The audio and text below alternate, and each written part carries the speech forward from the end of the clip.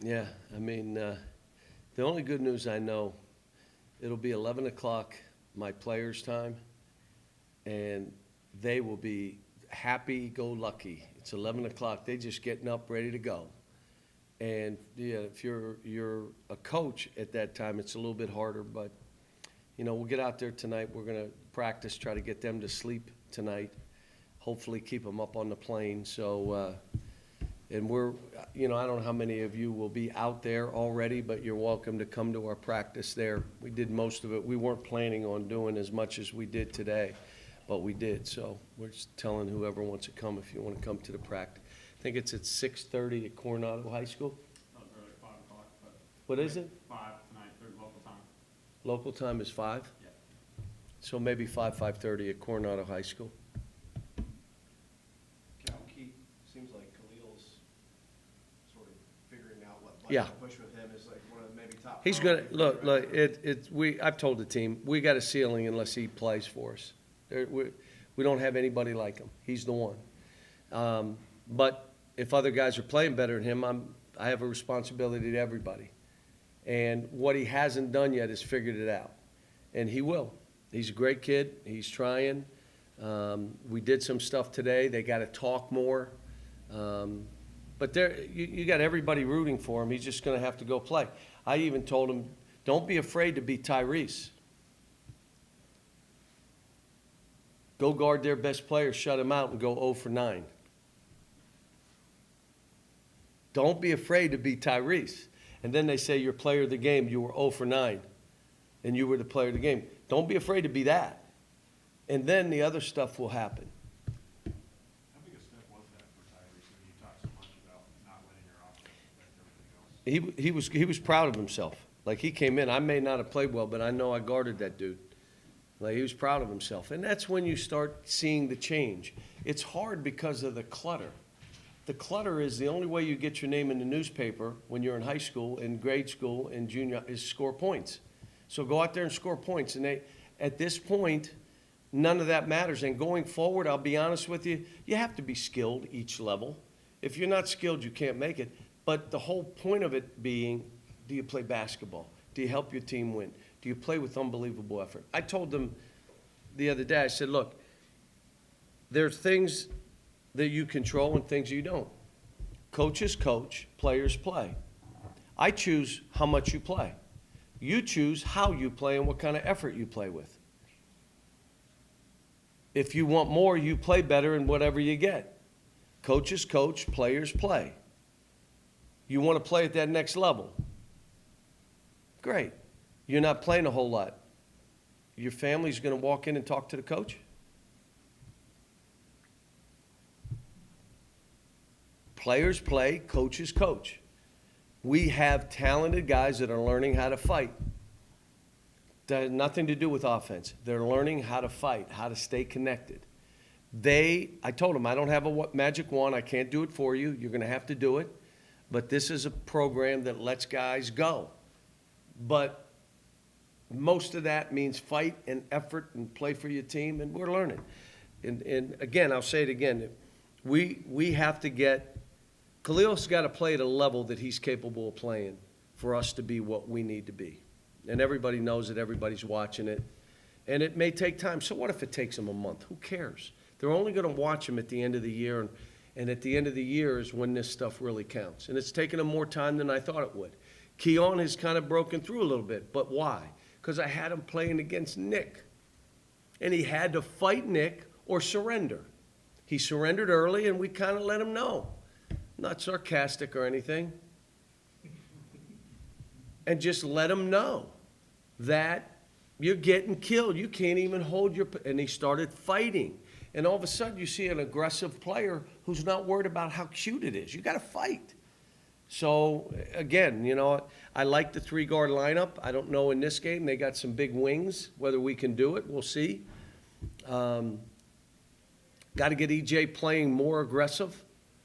Going after balls, going after block shots, being in a stance longer, sprinting, subbing when you feel tired. We got to get him. Nick's got to be more consistent, be more disciplined. He and Ashton. Ashton's in a good place. But we are what we are. I mean, we're not, I don't care where we're rated. We may be one of 30 teams, maybe 35, but we're not, like, they're saying we're the best in the country, there are a lot of bad teams. I think there are a lot of bad teams. Might be, and we're one of them. Were you surprised to see Ohio State lose to Minnesota the other night? I was, but you know what? You go on the road, look, my teams historically are marked teams, so we're used to doing it. A lot of teams are not. Like, you're just the next game on that team's schedule. We're marked. So our kids get used to having an unbelievable effort, and you're not surprised by it. Shots going in that you're not surprised by. Players getting 40 points that the next game they get 8. They get 40 on you because they're playing out of their minds. They're jumping higher than there. We're used to that. Maybe other teams aren't, I don't know. But I do know this. If Ohio State isn't the best team in the country right now, they're the second best team. I mean, they're physical, they got size, their guard play, they're so well coached, they defend, they fight, they got some veterans. They're legit. And Utah, I mean, the tapes that I've watched of Utah, they play and they play different. They're big step out to shoot. So you got to play stuff a little different. The great thing with these guys, we had to change up a little bit what we did against Georgia Tech, how we guarded elbows, how we guarded out of bounds plays, and we did it within a day and a half. And these guys got it, and they did exactly what we wanted them to do. I got a smart team, so I don't want to give them too much, but there's stuff against Utah you got to do different. And we went over it yesterday and today a little bit, and hopefully I'm not confusing them, but all in all, I got a smart basketball team. John, this is a little off the topic for this particular. Hold on, is Jerry already out in Vegas? Is he? Oh, then I may close down the practice, I'm sorry. I was hoping I would see him here and say, you can come to, jeez. Can I take that back? I don't think he's actually coming, but you tell me what. He won't know what's going on anyway. Yeah. Okay, a little off topic from the game. How well did you know Rick Majerus? Well, I went out and spent time with him when he was in Utah. We had the NBA lockout, and I ended up drafting one of his guys, Keith Van Horn, and I saw him in that practice and fell in love with him there and ended up drafting him. He had a heck of a year for me. I can remember he went to L.A., we played the Lakers, and he got 38 against the Lakers. But I went out and spent time with him, and a basketball genius and one of the biggest hearted people you'd ever meet. Let me just tell you, I know for a fact when guys got fired in their profession, if he knew you, he'd send you a check. Like, you probably need this right now. Like $5,000. I'm not talking $100. Like, if he knew, no one else knew, and the only reason I know it is because 2 of the guys told me. Like, he's the best. You know what he did for me? And he didn't do it for any reason other than, you know what? I've been in this. This is a tough business, and if I can help you, I will. So my respect for him, and the guys that work for him. Del Harris was with him in Milwaukee with the Bucks, and would tell you one of the best human beings ever. And I'll say it again, a basketball genius. That's all he did is basketball. Like, I'm a little bit, like, I like watching the Alaska shows, and I don't sleep in my office. And this guy was basketball. Like, he was like, Kentucky Fried Chicken. We do chicken. There are no hamburgers here. There's nothing. We do chicken. And that's kind of what he was. John, you love coaching this team. It seems like practices are going real well. Better yesterday. It was an absolute fist fight that, like I told him, I had more fun yesterday. And we're practicing early, and like I'll go work out and do my thing, and then I go work. I'm feeling better. I'm telling them when they come back, I think we may practice 10:30, go for a couple hours, and if we need to come back at night, just because it seems like we're at our best then, the coaches and the players, versus going at 3 o'clock or, later in the day. So we'll have to see. But yesterday I put Nick against EJ. I got to get EJ fighting. Nick and EJ went at each other and let those 2 go.